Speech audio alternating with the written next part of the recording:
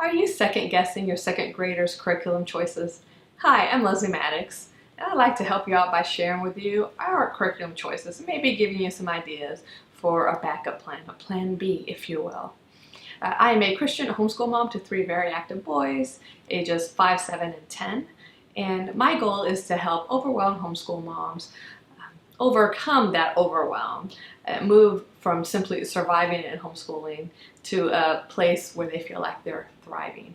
And I'm going to do that today by sharing our homeschool choices, our curriculum choices, but also sharing with you the why behind our choices, because I think it's the why that is the most helpful sometimes. I will say that the curriculum choices I made for my second grader, they were the most difficult for me. I have videos describing how to identify your kids' learning preferences and also the 3Ds, their dislikes, difficulties, and delights. I'll link those videos down below. When I looked at my second grader's learning preferences, I realized that while he is a very outgoing child, very friendly, not shy at all, he does not prefer group learning or one-on-one learning. He prefers independent learning. Also, he, at this point, now as a 7-year-old, this may change as he gets older, but at this point it seems like the way that he learns best is through the spoken word, by listening to someone speak. And normally that would be, if you were a kid that liked to learn one-on-one, that would be perfect because I could just sit and explain things to him and he'd learn them, but he likes to learn independently. So that created some challenges because he is just in second grade, and while I do move my kids to be independent as soon as possible, a second grader still needs a lot of one-on-one help. And so that's kind of what I had to work with, what I was trying to deal with. I was trying to make curriculum choices for him that allowed him to be independent as much as possible, but still learn. So that's what I was working with. All right. So first off, we'll start off with morning work. I do have my younger two do morning work each morning, and right now that just consists of calendaring. It's just something that I created myself, where they fill in the date each day. My kindergartner actually has the responsibility of updating our wall calendar, while my second grader just fills it in on the calendar day and then also writes out the date in long form. I had my kids start doing this, my older two start doing this, because I realized that as homeschoolers, they're not having to write the dates all the time. I mean, maybe other homeschoolers do, but we weren't coming across that a lot. And so I wanted to teach them how to do that and become accustomed to that. And it's also a way of sneaking in some spelling, because then they practice writing out days of the week and the months each day. So that's what I have them doing for morning work. The next subject I'll cover is Bible. I cover Bible. I don't consider it a school subject. It's so much more important than that to us. But it is something important to do each day, so I'm getting my kids in the habit of reading the Bible for themselves, because I feel it's important for every Christian to read and study the Bible for themselves and not depend on someone else to read and interpret it for them. So I'm trying to get my kids in the habit of that. My second grader is still in the stage of becoming familiar with Bible stories and just the Bible in general. So he's reading out of Beginner's Bible devotional. There's 365 devotionals in there, so he just reads one a day. And I don't have him do any copy work with that right now. I may eventually have him do copy work for, like, write out the verse that's given each day, like the focus verse each day. But right now I have him just reading it by himself, so he does that independently. All right, let's talk about reading. For reading, I teach my kids how to read using Hooked on Phonics. When we have through the second grade level, but he actually finished that last year. And so at this point with my oldest, I just moved him onto a reading list. And that's what I plan to do with my current second grader. But before we get to that, we're going to finish up using a book from Christian Light Education. It's a reader that I think it's called our Wonder Reader. I think it's their second grade level. I'm not sure. It may be first grade, but it seems a little advanced with first grade. So I think it's their second grade level. After he finished the second grade Hooked on Phonics program last year, I moved him into that. I bought it last year at a homeschool convention. I intended to use it throughout the year, just didn't get around to it. So this summer we've been reading through it. When he finishes that, we'll move on to a reading list, and which we'll do as guided reading. I'm really looking forward to doing that reading list. It's a lot of the books. I remember I have fond memories of reading a lot of those books with my oldest when he was in second grade, so I'm looking forward to doing that with my current second grader. For spelling, we're trying something new this year. We're trying out Spelling Power.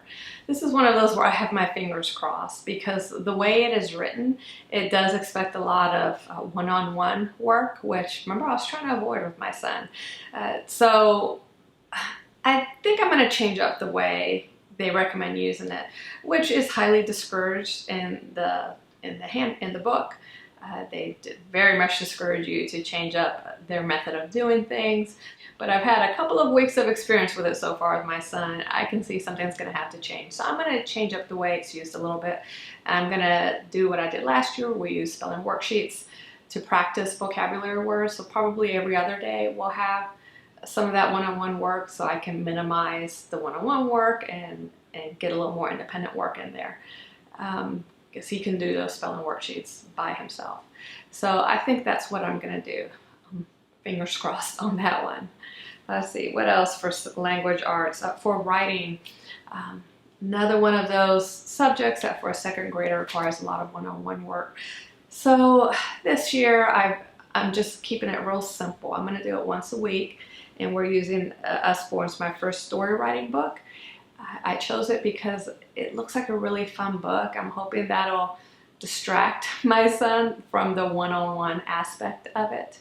And it really just focuses on story writing, things that you might learn in another writing curriculum, you know, the elements of story, character setting, that kind of thing, but does it in a very visual, fun way. So I'm got my fingers crossed on that one too. For grammar, we're using Evan Moore's Grammar and Punctuation Workbook. That's another one that's new to us. I'm trying it out with him because even though, again, it requires one-on-one work, it looked like it was a gentle approach to grammar, covering one thing at a time, which is what I want for my kids. I don't like to pile on learning new things in one day, and this looks like it does a pretty good job of keeping things simple and building on previous. So we're going to try that this year. We haven't started it yet. I think this coming up week we're going to start with grammar, so I'm really hoping that goes well. For math, we're using something new again. We're trying out Horizons Math. This is another one of those where I've got my fingers crossed. We used Math-U-See in the past, which worked out okay, but an important part of Math-U-See are their blocks. Very hands-on math curriculum. And like I said, my second grader, sometimes that hands-on aspect gets on his nerves and distracts him. He loved the Math-U-See blocks when he started out in kindergarten, but he just came to hate them last year. So I was looking for something else. I was trying so hard to find something that was mostly independent, but you know, second grade, you're not going to get a whole lot of independent math curriculums because they need to work with a teacher or facilitator to do some one-on-one work and learn the math concepts.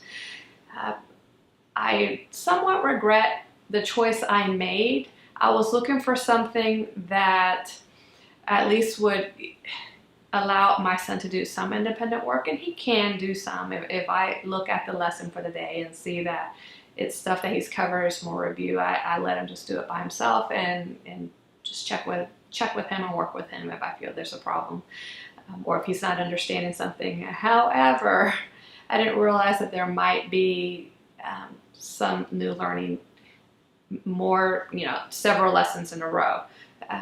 with math, you see, you got one, like a video lesson or one-on-one teaching lesson, and then you could do several days of practicing that new concept and reviewing old concepts, and that worked really well for us.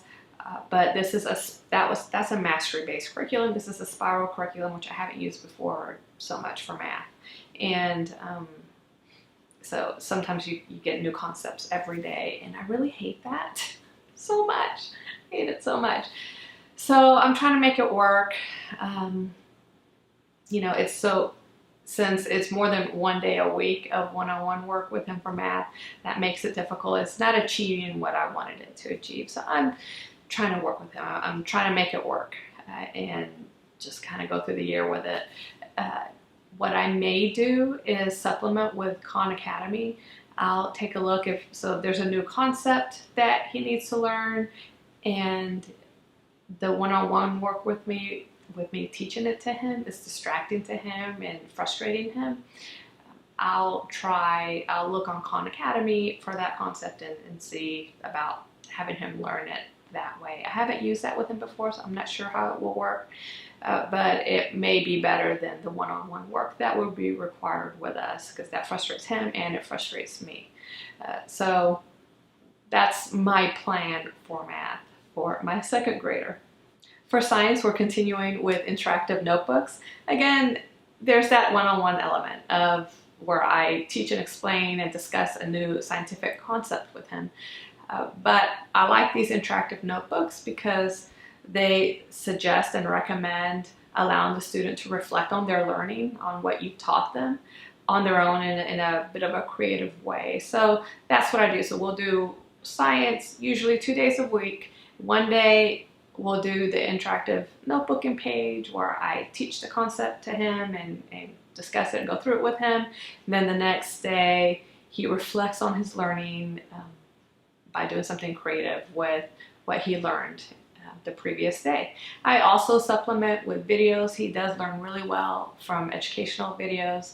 So I'll go through like Magic School Bus videos and so the Science Kid. There's a lot of educational programming on PBS for children.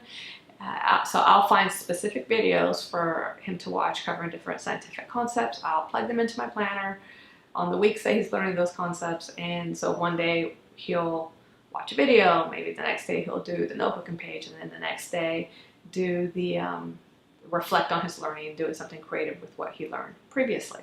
So that way it's just 1 day a week of one-on-one teaching for science, and then the other days it's like a video or his own creativity. So that's my plan for science for my second grader. For history, we're doing something new. We're using BJU Press's Heritage Studies for second grade.